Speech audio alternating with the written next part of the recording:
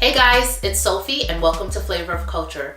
So today's recipe is going to be an easy dessert, and this dessert is called beignets. Beignets are pretty much like popular in West Africa. In Nigeria they call them puff puffs. In Senegal we call them just beignets because of the French people. They're very classic and so easy to make. Today I'm actually going to show you guys how to make them in an even more simple way. Almost like the steps to making pancakes, adding a little bit more flavor and zest, and we're gonna go ahead and get started.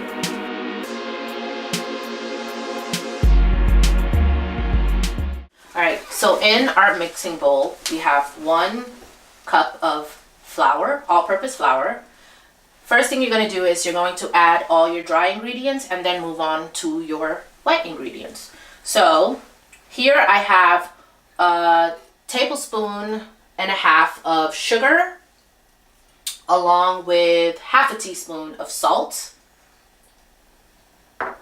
Here I have half a teaspoon of ground nutmeg,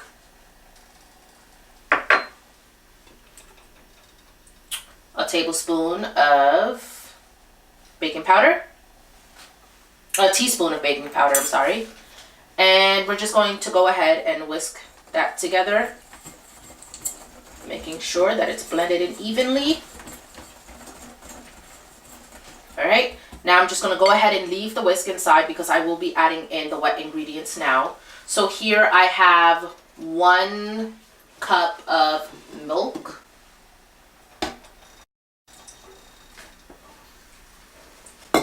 and I'm going to go ahead and add half a teaspoon of banana extract. And this is the part where you can, like I said before, you are always more than welcome to add your own twist to these things. You can choose banana extract. If there's another type of extract that you prefer to use, you're more than welcome to. I'm also adding in half a teaspoon of vanilla extract. And I'm going to add in 1 egg. So it's almost like making a pancake, and it's easier this way too because of the fact that you don't need to add yeast. If you do choose to do dry yeast, you have to put it in the fridge for about a day or so. So this is just a quicker way of making beignets without having to wait for the flour to rise. Next, I'm going to go ahead and add in some orange zest. This is also very optional.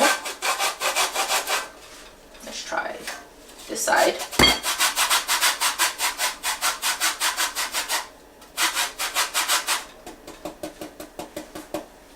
It's not working much. Go back to this side. I swear cooking is like an experiment because sometimes things work out and sometimes they don't. Like this grater right now. Okay. I'm gonna go ahead and scrape the inside to get the zest out. So I believe I did like a quarter.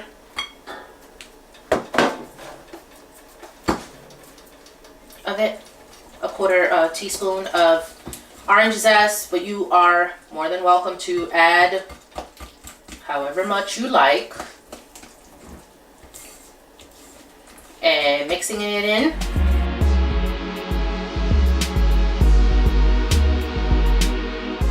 Here I have a tablespoon size. This is the size that I want my beignets to measure to be. Just so that they can be a nice ball size. And the oil is ready, so I'm going to go ahead. You're more than welcome to use your hand as well if you don't have a scooper. Also make sure when you're putting the batter in that you're not scattering it like all around. Like you're trying to hit the same target in terms of like the flour, because you don't want it to be like strings tagging along. I mean, if you got a few strings, that's okay. And also don't worry about the shape. If you're really concerned about the shape, you can go ahead and use your hands. And just take your time with this.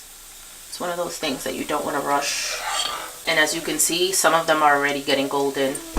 I'm going to go ahead and lower the fire a little bit just to give me some time. So we're going to let these cook until they're about golden. So it looks like some of them are already ready to be flipped over. If the fire seems to be cooking it faster, you might want to lower your fire a little bit. I'm just gonna let these float around. And it's always good too to cook a few at a time, to fry a few at a time. So here I put about 7. I would probably put like a max of 8 if I wanted to cook evenly, and that way the beignets are not like too close to each other, and it gives them time to float around, enough space to float around. And overall, making these beignets will take you no more than 30 minutes. No more than 30 minutes. Just as effective as using dry yeast, but less time. Okay, it looks like they're just about done. So what I'm gonna do is, I already have my bowl, and here I have a paper towel in the bottom of it just to soak up any excess oils. Just gonna go ahead, scoop these right up, put it into the bowl.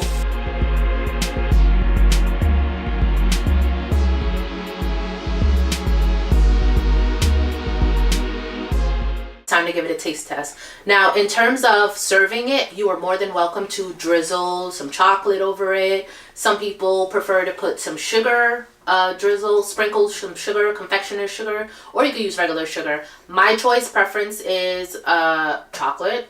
So what I did was I already made a bowl of chocolate syrup, and I'm just going to use it as my dip. And we're going to give it a taste test. It's hot.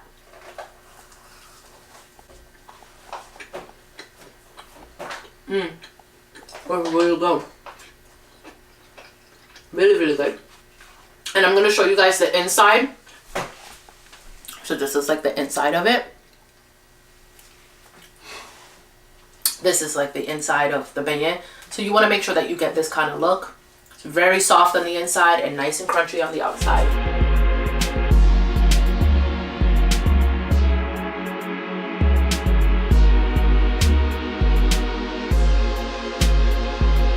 Alright, thank you for tuning in again with me on this journey at Flavor of Culture. Be sure to like, comment, and subscribe on my YouTube page, and also follow me on Instagram at Flavor of Culture. If you happen to make this recipe, go ahead and send me a picture on Instagram so that I can post it for the week.